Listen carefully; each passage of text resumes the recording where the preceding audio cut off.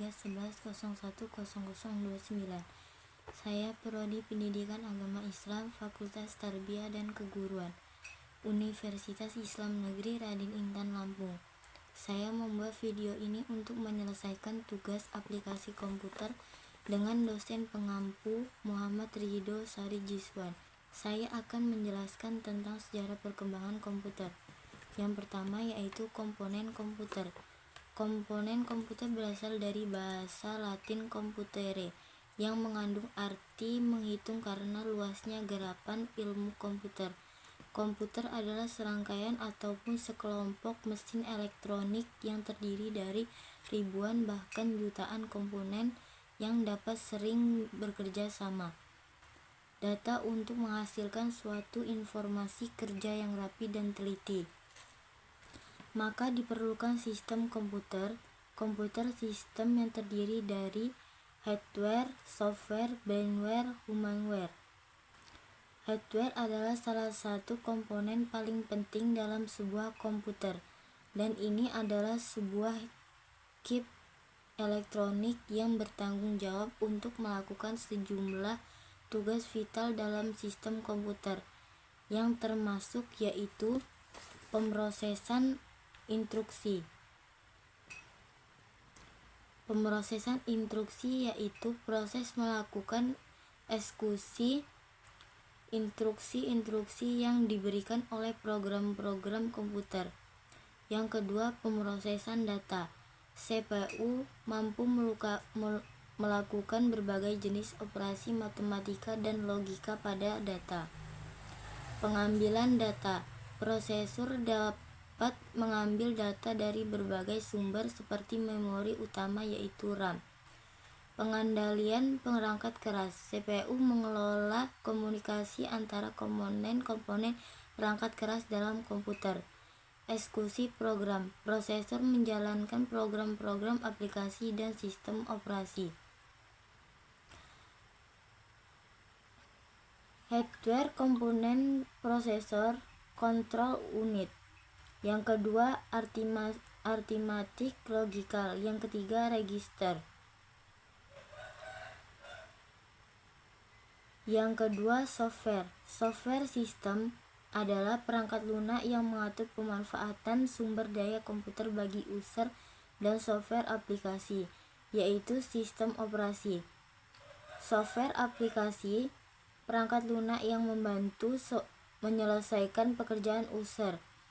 Contoh pengelola kata aplikasi, pengolah kertas, kerja pengelola data, desain grafis, video editor. Brainware, komputer operator, data enter operator, brain, komputer fragment, network manager, sistem analis, yang terakhir chief information officer. Awal mula komputer. Komputer pertama kali diciptakan pada tahun 1822 oleh Charles Babbage, disebut analytical machine, untuk menghitung tabel matematika sekitar tahun 1833. Alat itu dikenal sebagai digital purpose computer, bertujuan untuk mengerjakan tugas secara efisien dan optimal. Tujuan khusus komputer ialah dirancang untuk mengatasi tantangan spesifik dalam berbagai industri dan aplikasi. Generasi pertama. Yang pertama, muncul pada tahun 1940-an. Sangat besar dan mahal, hanya digunakan untuk militer dan ilmiah. Salah satu contohnya adalah Anna-Soft Berry dari NH, yang dibangun untuk menghitung persamaan linear tabel artileri. Yang kedua yaitu Colossus, dirancang untuk memecahkan kode rahasia Jerman atau Nazi pada Perang Dunia Kedua. Yang ketiga ialah ENIAC atau Electronic Numerical Integrator and Calculator, dirancang oleh Dr. John Maudsley dan Presper Eckert pada tahun 1946. Dan yang selanjutnya itu EDVAC, Electronic Discrete Variable Automatic Computer. Penggunaan tabung vakum yang telah dikurangi dalam perancangan komputer, di mana proses perhitungan menjadi lebih cepat dan mudah dibandingkan ENIAC tadi. Lalu yang selanjutnya itu UNIVAC, satu komputer, pada tahun 1951. Dr. Maudsley dan Eckert menciptakan UNIVAC 1 komputer atau yang kepanjangannya ialah Universal Automatic Calculator, komputer pertama kali yang digunakan untuk memproses data perdagangan. Yaitu yang selanjutnya generasi kedua. Yang pertama, generasi kedua muncul pada tahun 1950-an dan 1960-an. Lebih kecil, lebih cepat, dan lebih terjangkau daripada generasi sebelumnya. Yang kedua, komputer generasi kedua menggunakan transistor untuk menggantikan tabung vakum.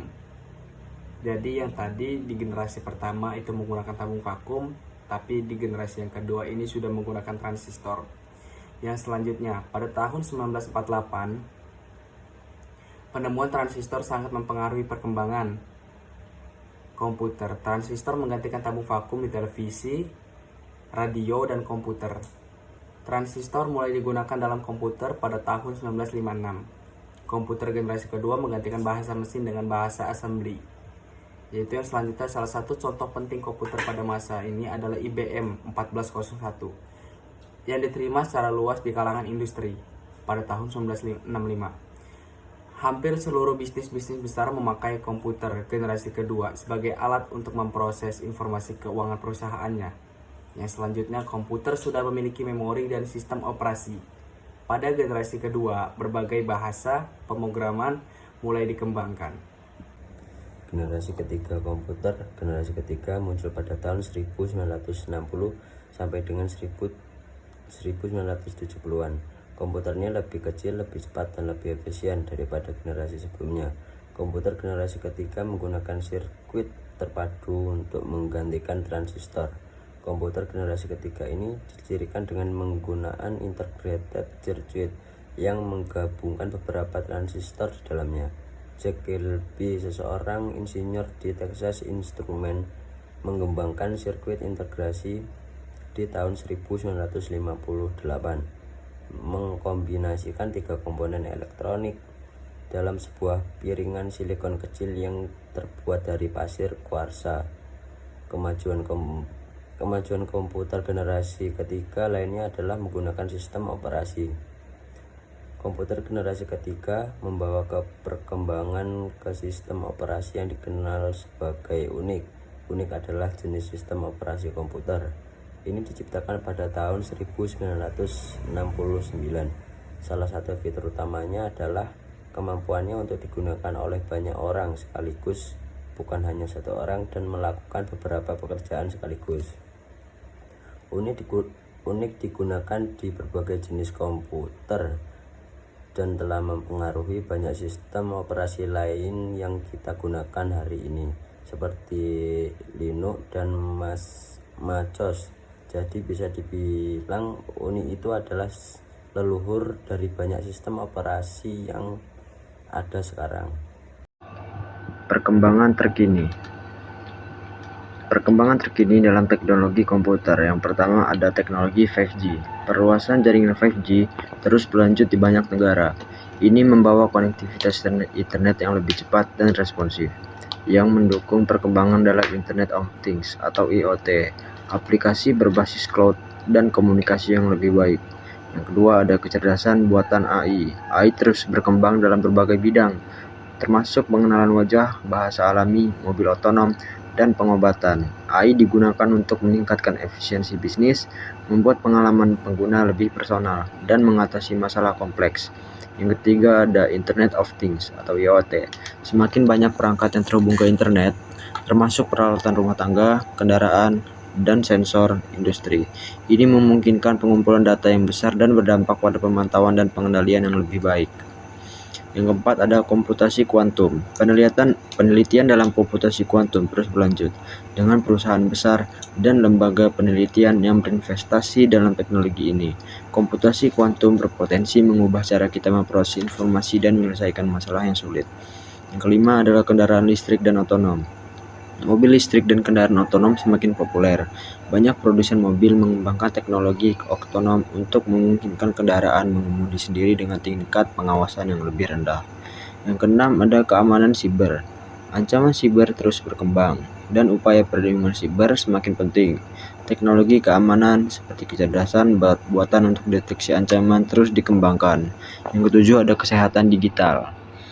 Perkembangan dalam teknologi medis termasuk dalam telemedicine, perangkat medis wearable, dan pemantauan kesehatan yang terhubung ke internet. Pandemi COVID-19 juga mempercepat adopsi teknologi ini. Yang ke-8 ada energi terbarukan. Penelitian dan pengembangan dalam energi terbarukan seperti panel surya dan baterai yang lebih efisien terus dilakukan untuk mengatasi masalah perubahan iklim. Yang 9 ada realitas virtual dan AR. VR dan AR semakin banyak digunakan dalam industri hiburan, pendidikan, dan bisnis. Ini menciptakan pengalaman interaktif yang lebih mendalam dan beragam. Yang ke-10 ada blockchain. Teknologi blockchain terus berkembang di luar cryptocurrency. Ini digunakan untuk berbagai aplikasi termasuk manajemen rantai, pasokan keuangan, dan kontrak pintar.